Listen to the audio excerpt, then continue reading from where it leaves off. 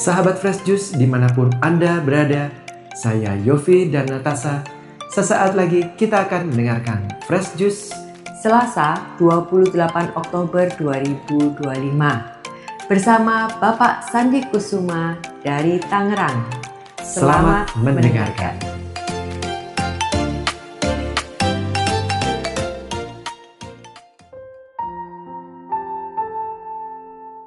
Para pendengar dan pewarta Daily Fresh Juice, hari ini gereja merayakan pesta Santo Simon dan Santo Yudas Rasul. Keduanya termasuk dalam kelompok 12 rasul yang dipilih langsung oleh Yesus. Simon disebut juga Simon orang Zelot, sementara Yudas yang kita peringati hari ini adalah Yudas Tadeus, bukan Yudas Iskariot. Mereka berdua adalah pribadi yang setia dan berani, yang mewartakan Injil sampai akhir hidupnya. Bacaan Injil hari ini dari Injil Lukas pasal 6 ayat 12 sampai 19 menceritakan tentang Yesus naik ke bukit dan berdoa semalam-malaman sebelum mengambil keputusan memilih ke-12 rasulnya. Keesokan harinya barulah Yesus memanggil para murid dan menetapkan siapa yang akan menjadi rasul-rasulnya. Inilah Injil suci menurut Lukas. Sekali peristiwa, Yesus mendaki sebuah bukit untuk berdoa. Semalam-malaman ia berdoa kepada Allah. Keesokan harinya, ketika hari siang, ia memanggil murid-muridnya, lalu memilih dari antara mereka 12 orang yang disebutnya rasul. Mereka itu ialah Simon yang juga diberinya nama Petrus, Andreas saudara Simon, Yakobus dan Yohanes, Filipus dan Bartolomeus, Matius dan Thomas, Yakobus anak Alfeus, dan Simon yang disebut orang Zelot, Yudas anak Yakobus, dan Yudas Iskariot yang kemudian menjadi pengkhianat. Lalu Yesus turun bersama mereka dan berhenti pada suatu tempat yang datar. Di situ berkumpul sejumlah besar dari murid-muridnya dan banyak orang lain yang datang dari seluruh Yudea dan dari Yerusalem, dari daerah pantai Tirus dan Sidon. Mereka datang untuk mendengarkan Dia dan untuk disembuhkan dari penyakit mereka. Juga mereka yang dirasuk oleh roh-roh jahat beroleh kesembuhan. Dan orang banyak itu berusaha menjamah Dia, karena daripadanya keluar kuasa, dan semua orang itu disembuhkannya. Demikianlah sabda Tuhan. Para pendengar dan pewarta Daily Fresh Juice, setiap kali kita hendak mengambil keputusan penting, pasti kita ingin hasilnya baik dan tepat. Tapi seringkali justru di saat-saat itu kita diliputi kebimbangan, rasa takut salah atau tekanan dari sekitar.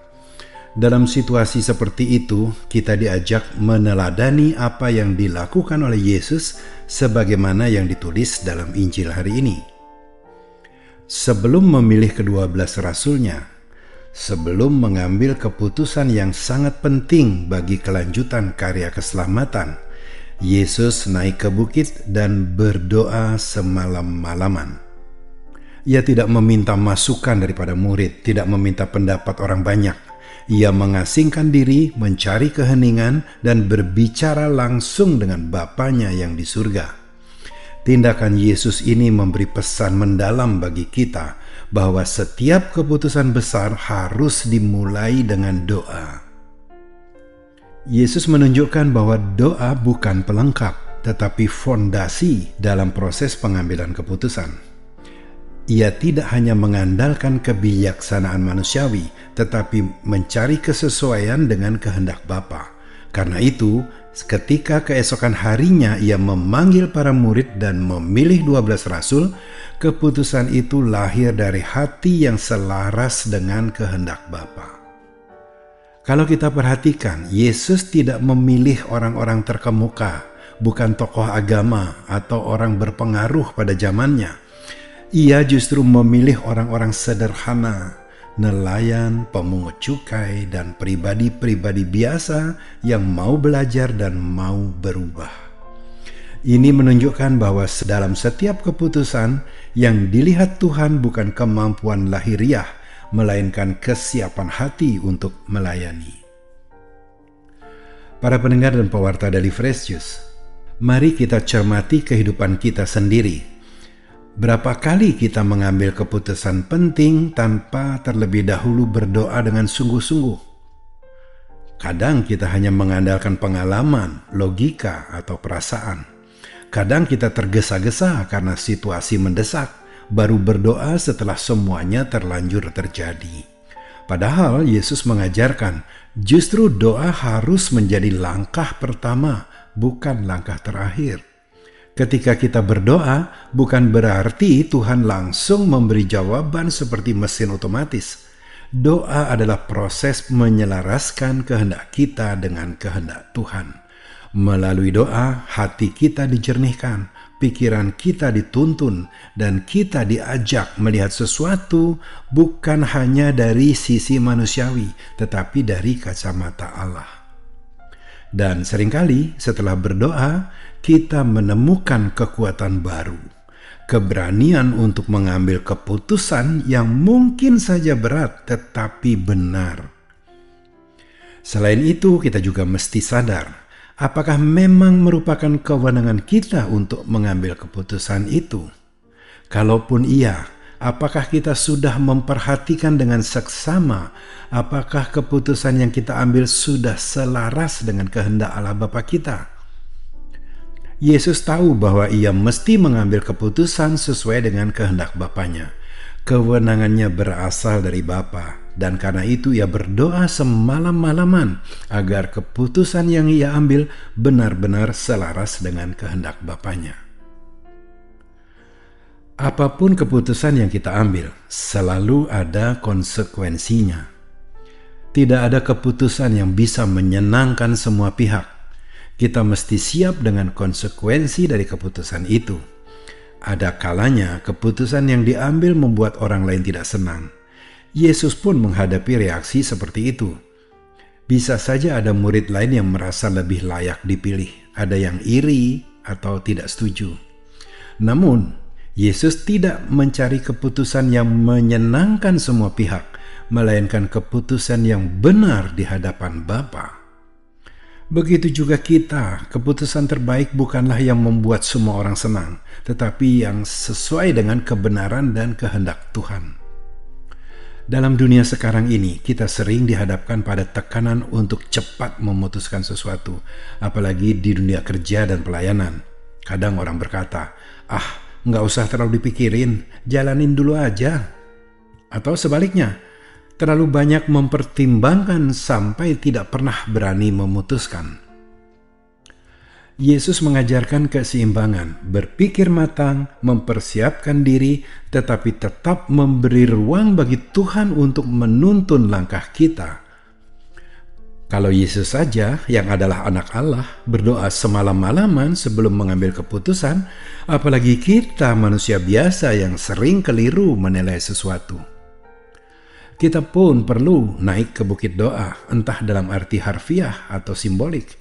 Bukit doa itu bisa berarti saat kita mengambil waktu hening di tengah kesibukan, menutup layar handphone, dan membuka hati untuk berbicara dengan Tuhan. Tidak harus semalam suntuk, tetapi dengan hati yang sungguh mencari bimbingan ilahi. Banyak orang sukses yang kemudian berkata seperti ini, "Saya tidak selalu tahu keputusan saya itu benar atau salah. Tetapi ketika saya mengambil keputusan itu dalam doa, saya tidak pernah menyesal." Doa tidak menjamin hidup kita tanpa salah, tetapi menjamin kita tidak berjalan sendirian, karena Tuhan hadir di setiap langkah orang yang mengundangnya dalam setiap keputusan. Para pendengar dan pewarta Daily Fresh Juice, hari ini Yesus mengajarkan kepada kita bahwa doa dan ketaatan adalah kunci dari keputusan yang benar. Marilah kita meneladaninya, berdoa sebelum bertindak, memohon hikmat sebelum memutuskan, dan tetap rendah hati menerima konsekuensi dari keputusan yang kita ambil.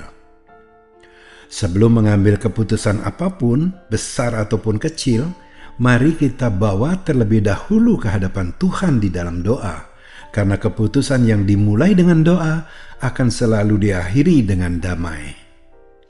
Semoga setiap keputusan penting dalam hidup kita menjadi sarana Tuhan berkarya melalui diri kita. Dan semoga hati kita selalu peka mendengar suaranya, agar setiap langkah kita tidak didorong oleh keinginan pribadi, tetapi oleh kehendak Allah sendiri. Amin. Sahabat Fresh Juice, kita baru saja mendengarkan Fresh Juice Selasa 28 Oktober 2025. Terima kasih kepada Bapak Sandi Kusuma untuk renungannya hari ini. Sampai berjumpa kembali dalam Fresh Juice edisi selanjutnya. Salam Fresh.